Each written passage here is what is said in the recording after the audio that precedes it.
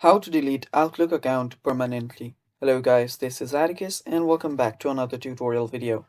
In today's video, I'll teach you guys how you can delete your Outlook account completely. So let's begin.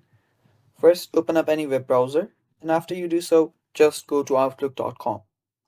After you go to outlook.com, make sure that you're logged into your account.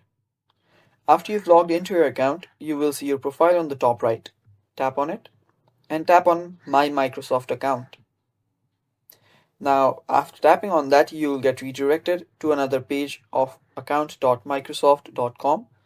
And after you're there, search for this three lines. It's on the top left. After you tap on it, you will see your info. Tap on your info. And after you tap on your info, this page will open up. Now here you can see all of your info, including your date of birth, country of region, language, your full name, and so on. So after you've checked it out, you will see under account info, you will see an option that says close account. Tap on it, and here it will guide you through the process of closing your account.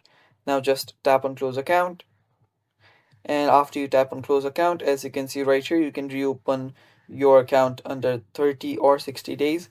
So just go here, type in your password, and after you type in your password, you will be able to delete your Outlook account.